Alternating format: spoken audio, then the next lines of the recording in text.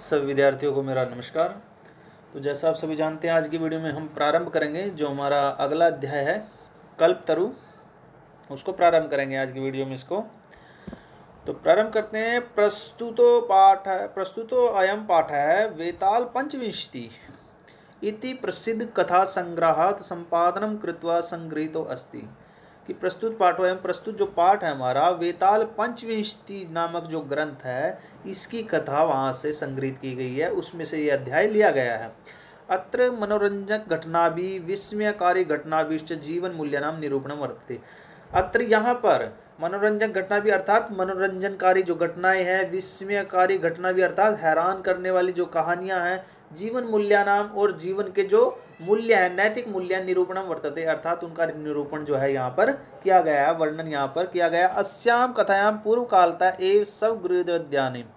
अस्याम इस कथा का जो वर्णन है पूर्व कालता प्राचीन समय से, पहले के समय से, सब गृहद्याने अपने घर के उद्यान में स्थित कल्प वृक्षेण जीमूतवाहन है लौकिक पदार्थानाम अर्थात अपने घर के उद्यान में स्थित कल्प वृक्ष से जीमूतवाहन नामक लौकिक पदार्थानाम याचते लौकिक पदार्थों की याचना नहीं करता, अपितु से सांसारिक प्राणिना दुखानी अपाकारणाय वरम याचते अर्थात संसार के जो प्राणी हैं उनके दुखों को दूर करने का जो वरदान है वो मांगता है। यतो ही लोक भोग्य भौतिक पदार्था जल तरंगवद अनित्य संति अर्थात जैसे ही जो सांसारिक पदार्थ होते हैं, धन इत्यादि जो वस्तु होती है, वो पानी की लहरों की भांति हमेशा क्या है, नष्ट होने वाले होते हैं। भौतिक पदार्थ जल तरंगवद अनित्य संति अस्मिन् संसारे इस संसार में केवल परोपकार एवं सर्वोत्कृष्टम चिरस्थायी तत्व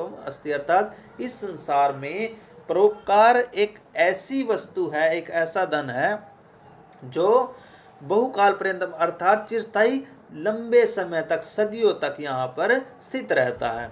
तो प्रारंभ करते हैं। बड़ा अच्छा अध्याय है।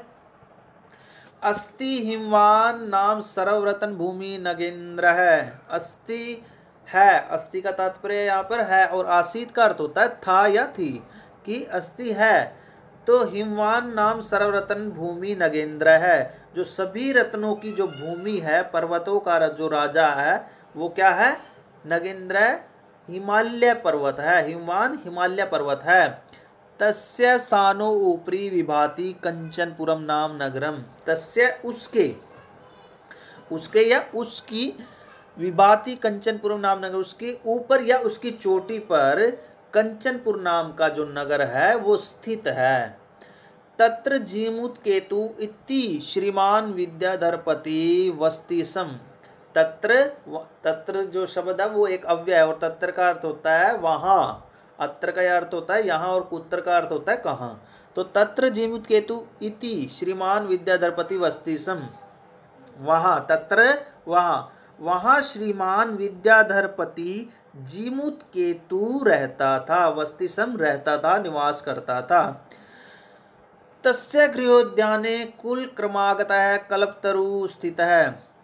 तस्य गृहोद्याने उसके घर के उद्यान में, तस्य गृहोद्याने उसके घर के उद्यान में कुल क्रमागतः कल्पतरु परंपरा से प्राप्त, कुल क्रमागतः परंपरा से प्राप्त, पूर्वजों से प्राप्त कल्पतरु कल्प वृक्ष स्थित मैंने स्थिरता लगा हुआ था। स राजा जीमूत केतु तम कल्पतरुम आराध्य तत्प्रसादात् च बोधिसत्वांश संभवम जीमूतवाहनम नाम पुत्रम प्राप्नोत।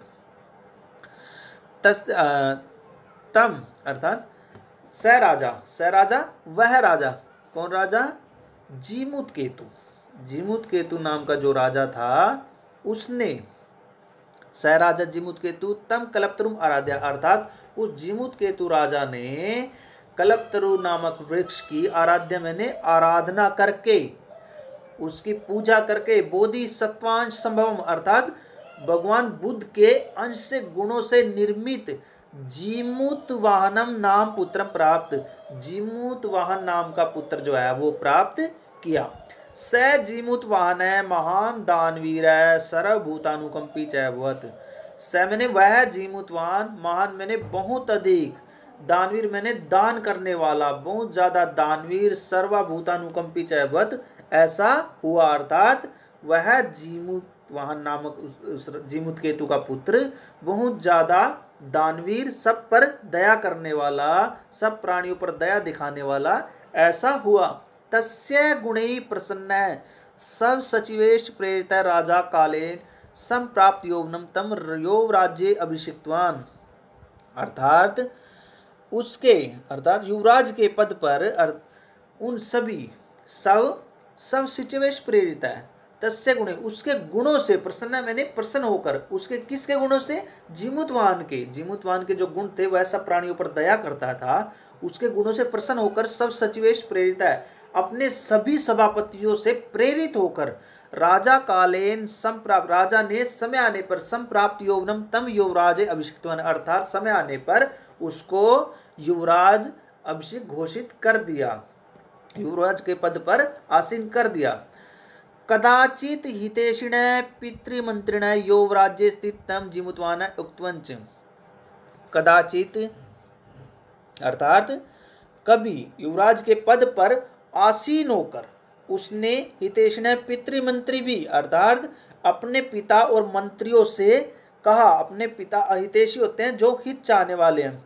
युवराज थे जीमूतवान उक्तवान, अर्थात उस जीमूतवान ने युवराज के पद पर स्थित होकर अपने हितेशी, उसके हितेशी जो है, हितेशी जो चाहने वाले हैं, पिता एवं मंत्रियों ने कहा कि हे युवराज, जीमूतवाहन को कहा कि हे युवराज, यो अयम सर्व कामदय कल्पतरु तव उद्याने तिष्ठति स तव सदा पूज्य। कि है युवराज, यो अयम सर्व कामदय, ये जो सभी कामनाएं, सर्व कामदय होता है सभी इच्छाओं को, सभी कामनाओं को, कल्पतरु अर्थात कल्प वृक्ष जो है वो सभी इच्छाओं को पूरा करने वाला है, सभी प्रकार की जो इच्छा है अभिलाषा उनको पूरा करने वाला है। तब उद्यान, तुम्हारे उद्यान में तिष्ठति स एव सदा पूज्य, तुम्हारे उद्यान में हमेशा से परंपरा से यहाँ पर स्थित है, आसीन है, आसन है, सब सदा पूज्य है, अर्थात तुम्हारे लिए हमेशा एक है, पूजनीय है। अस्मिन् अनुकूले स्थिते सति शक्रो अपि अस्मान् बाधितुं न शक्नुयात् इति।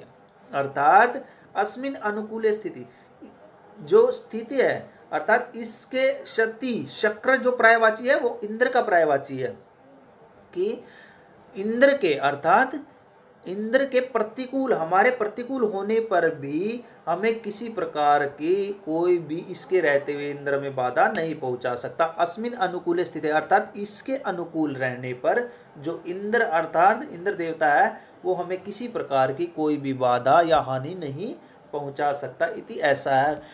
तो प्रथम जो गद्यांश है उसकी व्याख्या हमने आज की वीडियो में की है। तो आगे का जो गद्यांश है उसकी व्याख्या जो है हम अगली वीडियो में करेंगे। तो इस गद्यांश का जब PDF व्याख्या के लिए आपके पास जाएगा तो आप सभी ने इसको लिखना है और वीडियो को देखना है। धन्यवाद।